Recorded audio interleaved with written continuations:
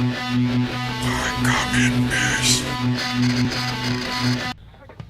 xREDxEYExJEDI here, coming at you guys with a video for Fight Night's Finest, 2 years on YouTube, and brother, that is a fucking big accomplishment, and with the pardon me, a little dry here, with the sub base that you have, that is fucking amazing, man, and how you keep spitting out videos, you're consistent, your commentary is always on point, man. You know, I've learned a lot just from watching your videos and how I can present mine and stuff like that. And you know, it's a privilege and an honor that you asked me to make a video for you for your 2 years, brother.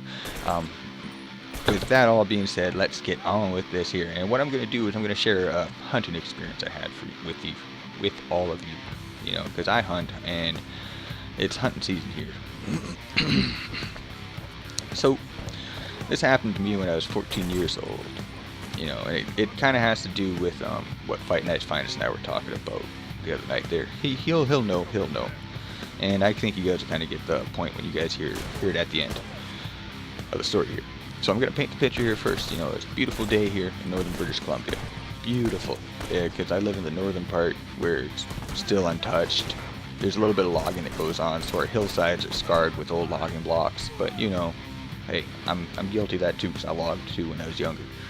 But anyways, you know, I was at my grandma's and my dad told me I'd go out hunting that day because, you know, it was summer. It was just getting into the fall and we're still waiting for school to get in, and I was bored, so, you know, he dropped off the old 10 gauge for me, and it was a beautiful old 1960 barrel break 10 gauge, and I love that shotgun still to this day. And mainly because of this experience alone is why I love that shotgun. Okay, anyways, it's a single shot. So, you know, a single shot, you know, you only got one shot to do what you gotta do, right? So I went out grouse hunting that day. I wound up getting 3 nice size grouse. And grouse are like the wild chickens of the north, you know. They're nice little guys and they fly away. They're something like, if you know what a ptarmigan is, yeah, they're something like that. I believe some of those are native to some of you guys' states down there. I'm not really that adept at, you know, knowing what critters are reside in what region. I just know what's in my area. So, but anyways, I was walking along, and you know, behind my grandmother's there's this old service road that goes to this quarry that we have, and then on the other side of the quarry, the service road continues, and it goes up to this beautiful, where we used to have this old ski hill. We actually used to have a ski hill where I lived, and it was nice until they made the local ski hill in the area that everybody goes to. It brought a lot of income into my little community here, but you know, with that all being said, they found an easier way and a better hill to use, so that's not part of the story. That's another story for another time. So anyways, I'm walking along this road. It was a beautiful sunny day, and you know, I was pretty excited, and everything was kind of going good. And on the way there, you know, I wound up spooking probably about 4 just in the quarry area alone, and I knew it was going to be a good day, because if they were out in that area, I knew that they were going to be out in abundance where I was going to go, where I was going. Because where they were, I went over to where I spooked them, and they were all eating little clover buds. They weren't eating the willow buds, because grouse normally they eat willow buds, and the buds were out, but they had, I guess if they don't gotta fly up and perch on stuff to eat it, they won't. They'll just stay on the ground like any other critter. You know, it's like a lot of people, the path of least resistance, right? And that's what they were doing. So I knew just from that right there it was going to be a successful day for me. And I went up, and right away, you know, as soon as I hit the service road, I come around the corner after I go through the quarry, and from the quarry it's a 10-minute walk up this other road to where I've joined the old ski hill road.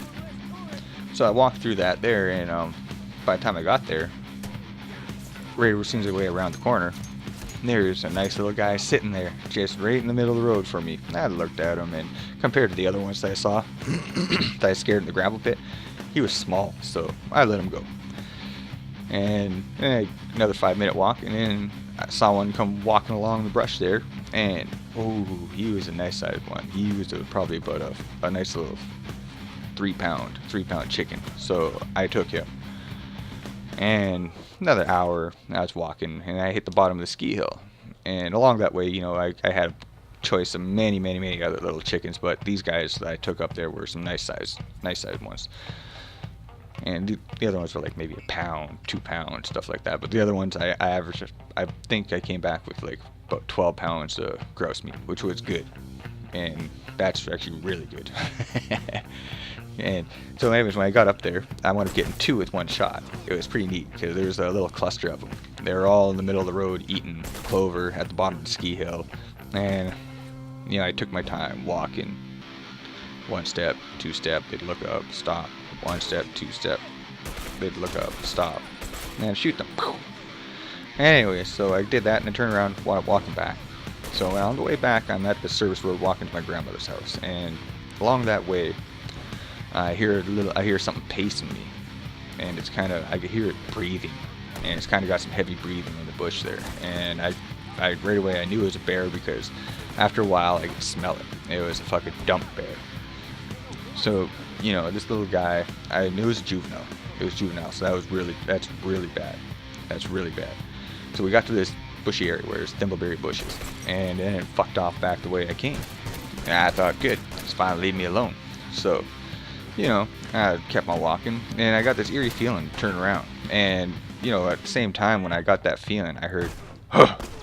And I turned around, and the little fucker's running at me full fucking tilt, and he's staring at me, and his ears are down. And if you know nature, any little pet or anything, you know, it's like with dogs, ears are down, they're pissed off.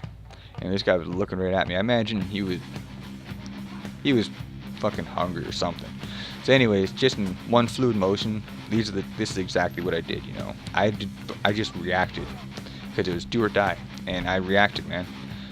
All I did is, I already had a slug in my hand, I broke the barrel, the buckshot goes flying out, slam the slug in, close the barrel, cock the hammer while it was getting down, and raise the barrel, boom! And I just had enough time to do that because when I fucking shot, I heard the slug hit him in the chest. And I didn't know what else to do right after that. I just dropped the barrel, covered my face, and fucking grabbed my fucking knife that was on my hip. And figured, you know what, if he's gonna tackle me, I'm gonna give him a few good pokes before he fucking kills me. And before I knew it, the bear goes rolling by. Now this isn't an instant like, you know, in the movies where you watch people, they do that crazy fucking shot and they watch the animal slide by. This is the real world, man. You know. And I was ready to fucking defend myself, but the moral of the story of that right there is I didn't hesitate in the moment. And that's really the message I was trying to get across to you there, Fight Night, when we were tweeting the other day. Don't hesitate when the moment comes. Because when the moment comes, just like that there, you only really got 1 shot, man. So, I know you're going to be successful at whatever you do, man, but you'll recognize the moments when they come. And congratulations on 2 years in YouTube, brother. I couldn't be happier for you. You're doing awesome. Keep doing what you're doing, bro. With all that being said, this Red Eye Jedi, I'm out of here. Later.